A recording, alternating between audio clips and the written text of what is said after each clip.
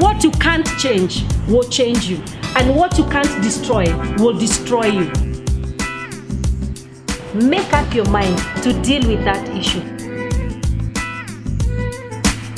Confront it and live life totally unhindered by the past.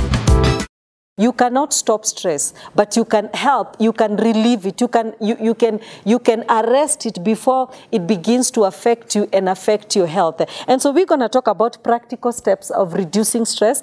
The first step is identifying the source of the problem.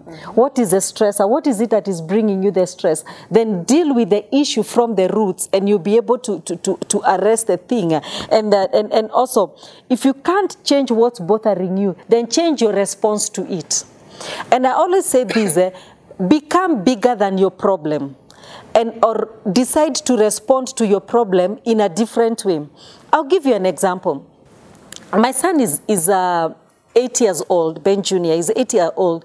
If he comes to me and tells me, "Mommy, you're so big, you're fat," when I look at him, he's 8 years old, I will not respond to him in the way that I would respond to somebody, because according to his age, that is his understanding on things, and so he's not able to know that he should not be able to address me in such a way. But if the father tries to do the same, if my husband comes and tries, before he even finishes the sentence that you are fat, I mean, I'll respond to him in a different way. Why? Because he has a more understanding of things, and he should be able to talk and to address it nicely. So choose to, when a situation comes to, choose to deal with it from a level of, it is a child who is stressing me, or the stressor is the same age as this, so that you look at it, you don't respond to it in an aggressive way. You minimize it.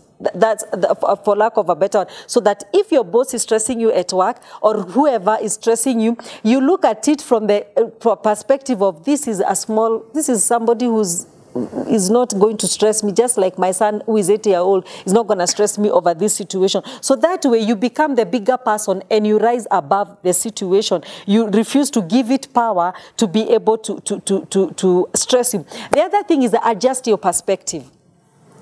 Whenever anything happens that is stressing us, there is always two perspectives. There's a positive and the negative perspective. But mostly we end up finding ourselves naturally picking the negative perspective of things.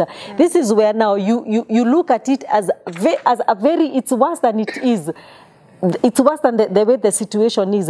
But you can face the same situation and just choose to look at a bigger picture. You know, just thinking that it could have been worse is enough to make you reduce the level of stress that it's going to cause you. Let's say you're in an accident and you look at it, you're like, fine, I hurt my body, but somebody could have died.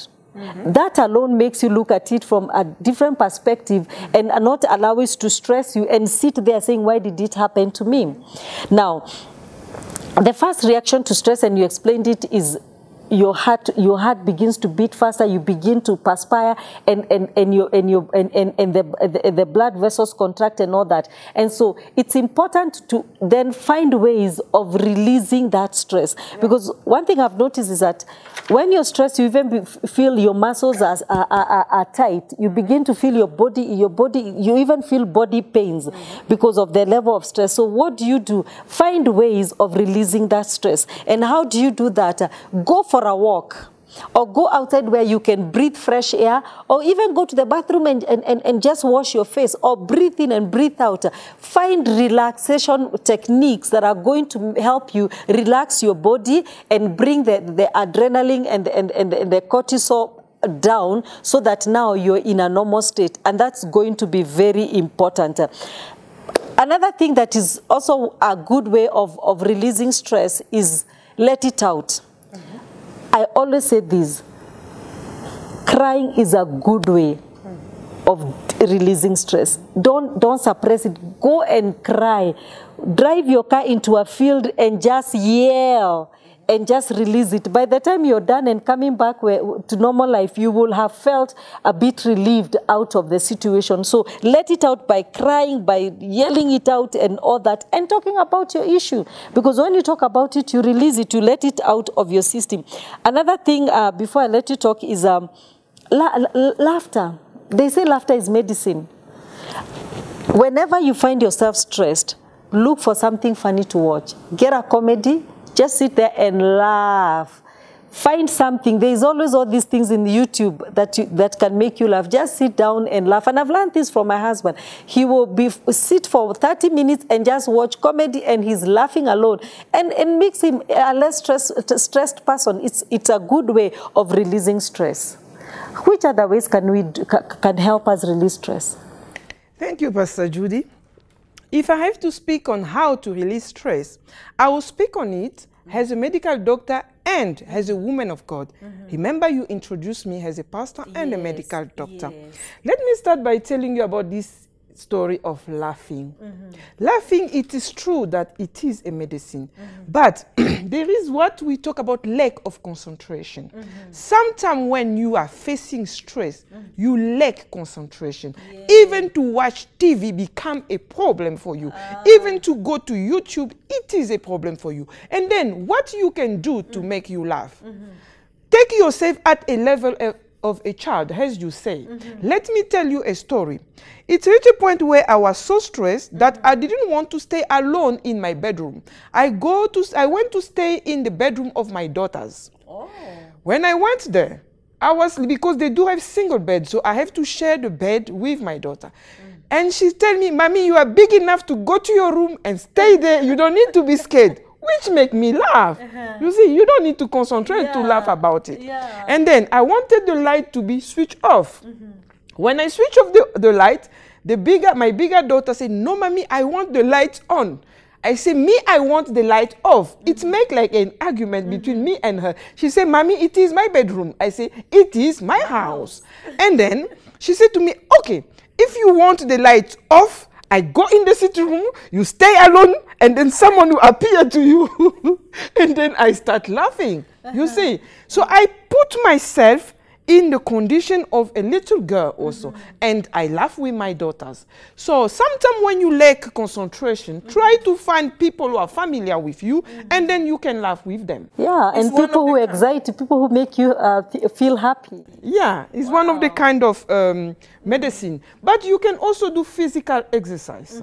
As a doctor, let me tell you that physical exercise is very, very important for your body. It allows your body to release certain toxin in you, and when you are sweating, you are releasing also certain toxin from you, and it's relieving the stress in you. And then you can also take a break from your work, from what makes you in that demanding circumstance. Try to go out of that demanding circumstance. Don't always try to fight back the circumstance, but try to solve it. And when you see that you cannot solve it anymore, go out of it. Go out of that situation. Don't remain in, and then you feel much better. And then you have to take care of yourself. You have to take care of yourself. When you reach a point where you can no more take care of yourself, remember, I say to you that stress starts by your thought is affecting your body. And medicine can heal your body but cannot heal your soul. Because at the end of the day, stress will affect your soul. Now I will recommend you to go to the initiator of your soul, to go to the creator of your soul, to surrender yourself to him, because you reach a point where you can no more solve this problem. You cannot bring something in. So what you do, you go back to your God. And remember, Apostle Paul say in Philippians 3, chapter 3, verse 12 and 14, what I do, I let everything behind, forgetting everything, and I run forward. It means the demanding situation, let it behind you and run forward. And go back to your creator, as I say, from Genesis chapter 1, verse 28, he says, have dominion on everything. Try to have dominion on your stress. Wow. Thank you, Pastor. Wow, wow. In fact, the Bible says that cast your burdens unto Jesus, for he cares for you. So there comes a time when if you can't control it, cast it out to him. Let him help you. There is nothing impossible with God, and so he is able to be able to help you through your situation. If you are going through a stressful situation, we want you to know that there is hope for you. Try and apply all these things that we've spoken about with the understanding that stress is affecting your body. So address the source of the problem. You will be doing justice to yourself and to your body. And so we want you to be in a place where you are free from what it is that is stressing you in every way. Thank you. Thank you so much, Dr. Annie, for being in the studio with me. My God, that was such important information. We've learned so much. Thank you for being of so much help to so many people and making them understand what stress is doing to their body. I am very grateful. Thank you so much for watching Deep Talk. I'm grateful that you could sit and just be able to listen to us as we bring these topics to you. Now, I have different topics on YouTube of Deep Talk, so kindly go and subscribe to my channel, Judy Achero, like my Facebook page, Judy Achero also, and you will be able to see more materials on these. Till next time, God bless you.